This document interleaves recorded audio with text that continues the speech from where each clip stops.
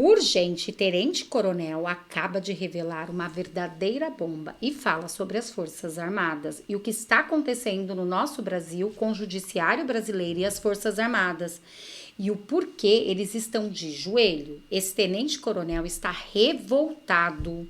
Foi pro tudo ou nada e disse: Aos que receberem esse vídeo e não me conheçam, eu sou o Tenente-Coronel Flávio Kaufmann, sou veterano da Força Aérea Brasileira, segunda geração da família na FAB e com muito orgulho piloto de caça.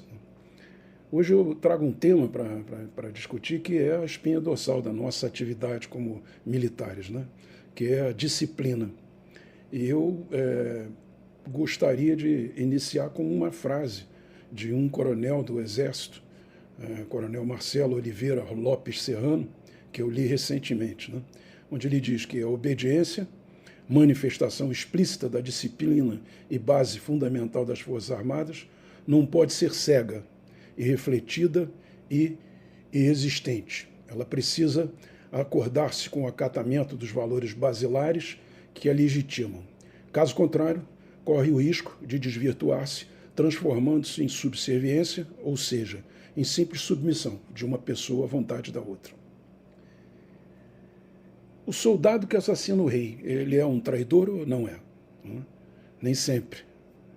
Se o rei está louco e pretende queimar a cidade inteira, traição maior à pátria seria não o fazer, né? Respondendo essa pergunta metafórica de um jovem amigo, essa foi a conclusão que eu cheguei sobre um personagem daquela série Game of Thrones, que era o Jaime Lannister, o matador de reis, né? Uma série de enorme sucesso na TV recentemente, né? No Brasil moderno, esse regicida, né, ele teria problemas em descumprir a ordem real, de queimar todo mundo, pois se a obediência hierárquica, quando a ordem é manifestadamente ilegal, é, à luz do direito civil, fator excludente de culpabilidade, o mesmo se aplica no caso militar. Nesse caso, de acordo com o Código Penal Militar, a obediência deve ser absoluta, nunca relativa. Manda quem pode, obedece quem tem juízo. Que forças poderiam, então, contrabalançar tamanho poder de um comandante, no caso de uma ordem inconstitucional? Bem, o aviador e escritor Saint-Exupéry começa a responder a questão quando sentencia que a autoridade repousa na razão. Quer ser obedecida? Dê ordens razoáveis. Mas o que seria a razoabilidade numa ordem, né? Por exemplo, qual a razoabilidade em comandar cargas de infantaria morro acima contra um inimigo entrincheirado e mais bem armado, como fizeram os comandantes italianos na frente alpina em 1916, provocando a morte de mais de 500 mil soldados? Ou na decisão de Leônidas, de Esparta, de combater até a morte nas Termópilas, contando com 300 bravos contra um inimigo que escurecia o céu com a quantidade de suas flechas. Bem, a resposta é que as ordens acima, cuja racionalidade poderia ser facilmente questionada, cumpriam razões da pátria e que, como tal, se sobrepõe às de ordem pessoal. No entanto, se não há limite para a extensão de uma ordem, que pode então requerer até mesmo o sacrifício da própria vida, há, por outro lado, claros limites no que se refere à sua razoabilidade. Na maior parte das vezes, não há o que raciocinar, já que o comandante e o comandado, por formação, deverão estar sempre, ambos, alinhados com os interesses da Constituição e da pátria. Mas o que fazer em caso de dúvida? Como identificar se as razões do comando se coadunam com as da pátria, e não apenas com as que atendem exclusivamente ao projeto político de algum grupo que temporariamente detém o poder? Bem, essa dúvida assaltava a mente dos oficiais do 2º e do 10º Grupo de Aviação, o SAR, na base aérea de Cumbica, quando, ao estourar a Revolução de 31 de março de 1964, o comandante do esquadrão, Ari Caldeira, se declarou a favor do governo comunista de Jango Goulart. Na mesma tarde, frente a esse mesmo dilema, estavam os oficiais da base aérea de Santa Cruz, pois o comandante da base, o brigadeiro Rui Moreira Lima, já vinha se declarando havia um bom tempo favorável ao projeto comunista do Jango e Francisco Julião. Cumprir a ordem do governador Brizola de que os sargentos matassem seus oficiais, como eu mesmo ainda garoto ouvi no rádio de pilha, ou romper com a legalidade e prender os comandantes comunistas fazendo valer a vontade da maioria da sociedade? Bem, Nesses casos, que se configuram num dilema enunciado anteriormente por Samuel Huntington, deve-se buscar apoio na ética e nos valores morais, que representam a expressão dos valores castrenses intangíveis.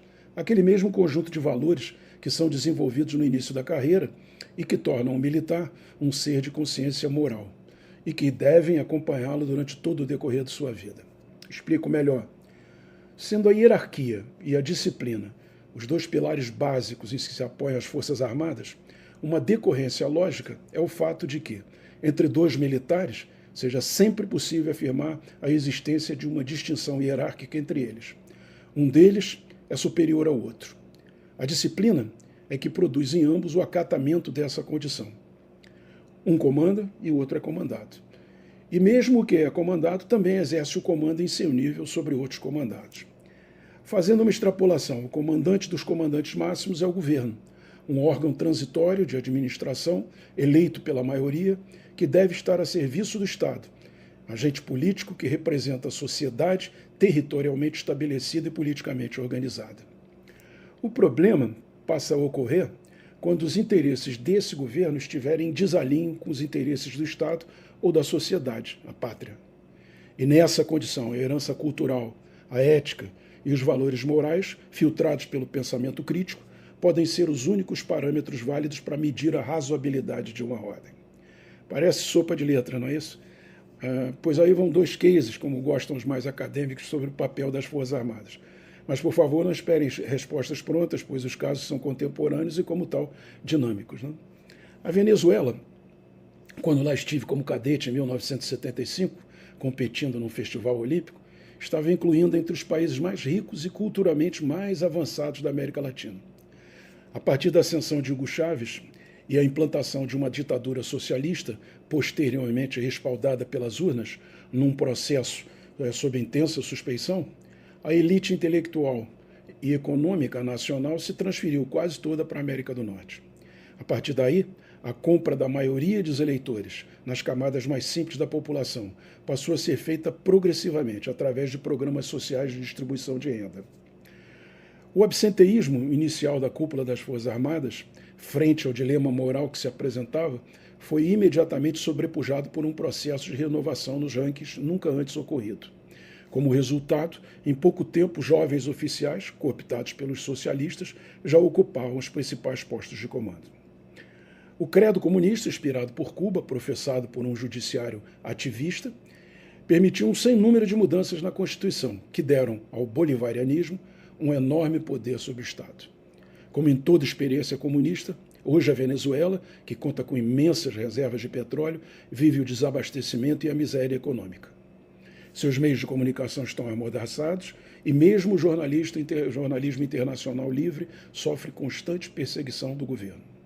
A cultura nacional foi toda comprada a favor do socialismo. Iniciando com um programa de importação de médicos cubanos, o país conta hoje com mais de 6.000 consultores cubanos remunerados, comandando diversas instituições, entre elas as Forças Armadas.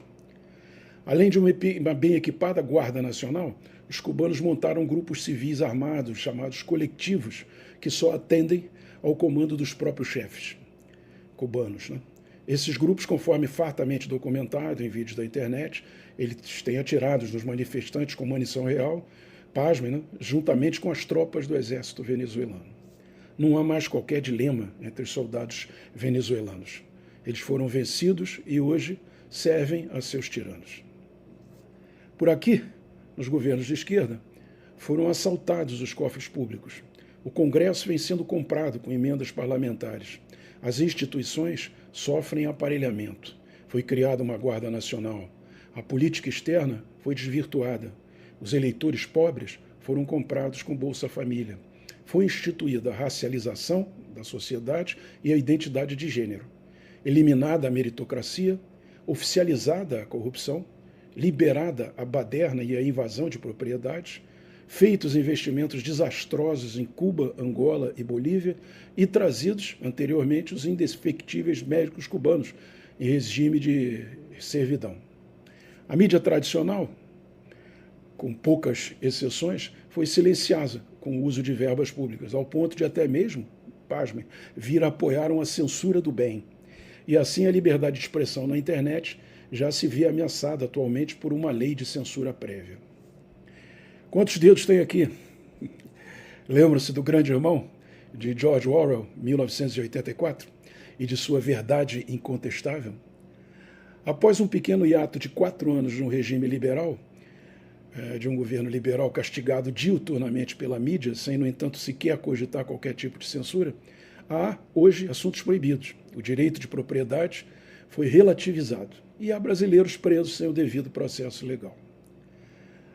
Juízes do Supremo Tribunal Federal ultrapassam em muito suas atribuições constitucionais e mandam no país, silenciando antagonistas e utilizando a Polícia Federal como instrumento político, sob a vista grossa das lideranças do Congresso Nacional e da Corte de Justiça mais antiga do país, o Superior Tribunal Militar, que possui competência para declarar a inconstitucionalidade de lei ou ato normativo do poder público. As Forças Armadas, como Pôncio Pilatos, se abstiveram publicamente, mesmo após terem atestado por escrito a falta de confiabilidade do processo eleitoral. E hoje prestam continência a um comandante supremo que as despreza e que não reúne os valores morais exigidos para o cargo. Com a volta de Lula, inúmeros fatos do dia a dia mostram a progressiva comunização do regime. Muito embora, se analisarmos a cultura nacional e a ideologia da maioria da população, veremos que os valores da sociedade continuam sendo religiosos, liberais e democráticos. E essa rota certamente nos colocará em pouco tempo frente a um renovado dilema como cidadãos e militares, já que, conforme dizia o general Osório, herói de Tuiuti, a farda não abafa o cidadão no peito do soldado. Estamos preparados intelectualmente para enfrentar esse dilema moral? A lealdade das Forças Armadas ao presidente, que é o comandante em chefe, é mais ou menos importante que a lealdade à Constituição? Você, militar, concorda em deixar esse legado político que vem sendo gestado? Acha que isso é problema de terceiros e não seu? Está conformado em ter seus filhos e netos vivendo futuramente sob um regime sem liberdade de expressão, de credo e de imprensa? Seus parentes e amigos são favoráveis ao comunismo? Seu comandante imediato concorda com esse estado de coisas? Bem, são perguntas que devem ser feitas, né? O bom soldado não é de modo algum aquele que empunha a baioneta cega. É o que pensa, pondera e age de acordo com os valores morais da sociedade que jurou defender. Aqueles oficiais de 1964, de Cumbica e Santa Cruz, por convicção do mais puro dever, terminaram por arrostar os comandantes que violaram os princípios basilares de onde deriva a autoridade. Pois, como dizia aquele velho e honrado general, na carreira das armas não se prestam continências, honras e obediência ao homem, mas aos galões que ele porta. Obrigado, amigos, e um forte abraço. Olhem essa notícia. Investigado pela PF, Silvio Almeida, ex-ministro de Luiz Inácio Lula da Silva do PT, cogita deixar o Brasil. O ex-ministro teria recebido proposta de trabalho fora do país. Desde que foi demitido do Ministério dos Direitos Humanos após acusações de assédio sexual, o ex-ministro Silvio Almeida considera a possibilidade de deixar o Brasil em 2025 para trabalhar no exterior.